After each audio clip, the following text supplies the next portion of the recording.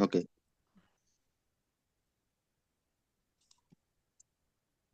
Ya, Assalamualaikum warahmatullahi wabarakatuh. Salam sejahtera bagi kita semua. Salam Om Swastiastu dan Namo Buddhaya Salam Kebajikan. Perkenalkan kami dari kelompok 2. Pada hari ini kami akan mempresentasikan terkait tugas proyek kami dalam mata kuliah akuntansi keuangan lanjutan yang diampu oleh dosen kami yaitu Ibu Marini Anggi Putri Siregar. Pada hari ini saya akan memperkenalkan anggota-anggota dalam tugas proyek akuntansi keuangan lanjutan ini. Yang pertama, dari kelompok 2 ada saya, Abraham Evander, dengan NIM 2023-131-002. Lalu kedua ada Arnold Michael Regen, dengan NIM 2022-031-004. Lalu yang ketiga ada Adelia Ambarawati, dengan NIM 2022-3031-031. Lalu keempat ada Nurmalina Almarhama, dengan NIM 2022-031-055. Lalu kelima ada Salman Novi Fitriani, dengan NIM 2022-031-015. Dan terakhir yang keenam ada Joakim Dong, dengan NIM 2022-031-024. Berikutnya saya akan membacakan terkait soal yang akan dibahas dan dijabarkan oleh kelompok kami dalam tugas proyek mata kuliah akuntansi keuangan lanjutan ini. Soalnya itu adalah PT Laksamana memiliki 60% saham berhak suara PT Hanuman pada tanggal 1 Januari 2002. PT Laksamana menjual obligasi dengan nominal 150 juta rupiah dan tingkat bunga 6% ke PT Hanuman dengan harga 156 juta rupiah. Obligasi tersebut jatuh tempo dalam waktu 10 tahun dan membayar bunga semesteran tiap tanggal 1 Januari dan 1 Juli. Dan diminta dalam soal ini adalah A. Buat ayat jurnal tahun 2002 untuk PT Hanoman sehubungan dengan investasinya pada obligasi PT Laksamana. Yang B.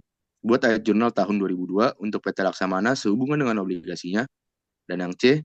Buat ayat jurnal eliminasi yang diperlukan pada tanggal 31 Desember 2002 untuk menghilangkan pengaruh kepemilikan obligasi antar perusahaan.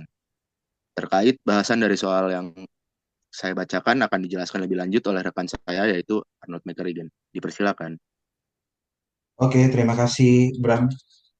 Berikutnya kita masuk ke jawaban A, yaitu pada tanggal 1 Januari 2002, PT Hanuman melakukan investasi dalam obligasi Laksamana dengan nilai sebesar 156 juta.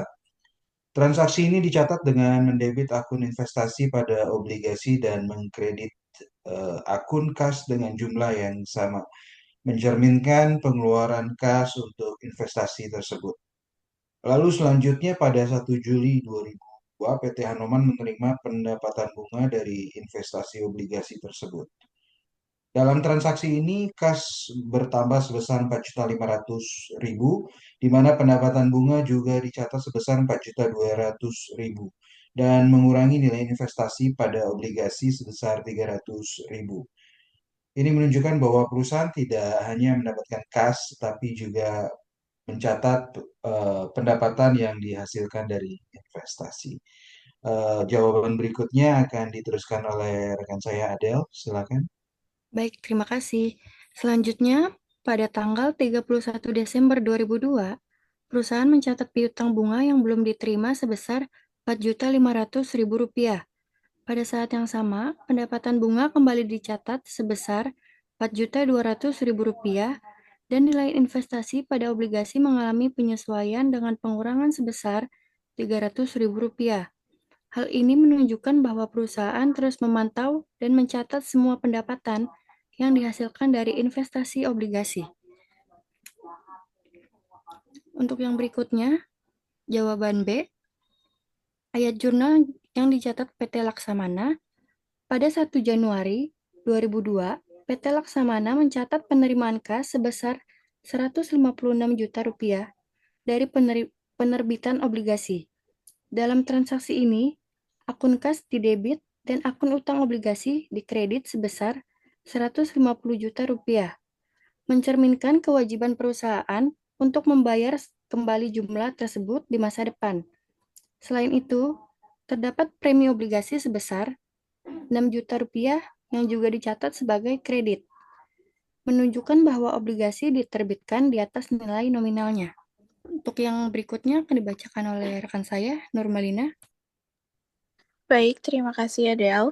Selanjutnya pada 1 Juli 2002, PT Laksamana mencatat beban bunga yang harus dibayarkan sebesar Rp4.200.000.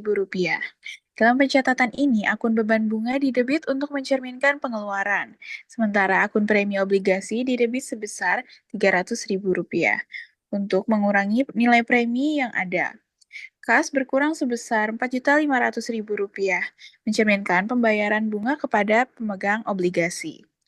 Kemudian pada tanggal 31 Desember 2002, PT Laksamana kembali mencatat beban bunga sebesar Rp4.200.000 dengan pengurangan premi obligasi sebesar Rp300.000 yang menunjukkan amortisasi dari premi tersebut. Di sisi lain, terdapat pencatatan utang bunga yang belum dibayar sebesar Rp4.500.000 yang menunjukkan kewajiban perusahaan untuk membayar bunga tersebut di masa mendatang. Baik, selanjutnya akan dibacakan oleh teman saya, Yoa. Silakan, Yoa. Ya, terima kasih, Malina.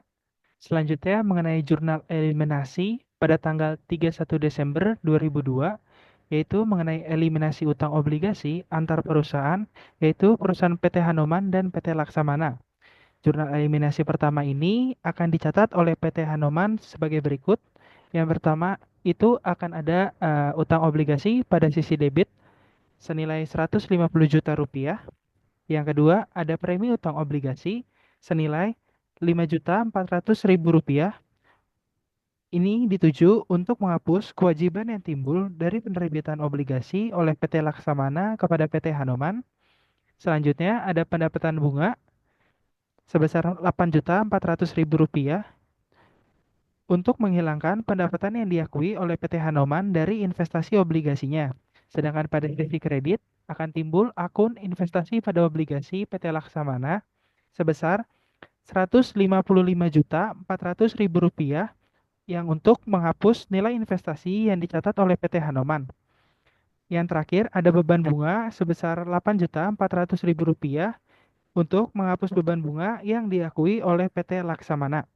Eliminasi ini bertujuan untuk memastikan bahwa tidak ada pengakuan pendapatan atau beban yang berulang dalam laporan keuangan konsolidasi.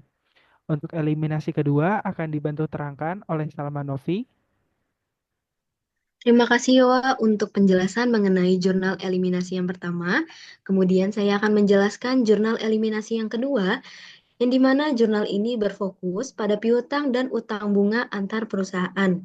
Nah, dalam jurnal ini ada utang bunga sebesar Rp4.500.000 yang dimana ditujukan untuk menghapus kewajiban yang dimiliki oleh PT Laksamana kepada PT Hanoman. Kemudian pada sesi kredit ada piutang bunga sebesar Rp4.500.000 yang dimana ditujukan untuk menghilangkan hak klaim yang dimiliki oleh PT Hanoman terhadap PT Laksamana. Untuk eliminasi ini ditujukan untuk memastikan bahwa tidak ada saldo piutang atau utang yang beredar antara kedua perusahaan dalam laporan keuangan konsolidasi. Demikian presentasi penyelesaian soal bab 8 mengenai kepemilikan obligasi antar perusahaan PT Laksamana dengan PT Hanoman yang terjadi pada tahun 2002. Kelompok 2 izin pamit.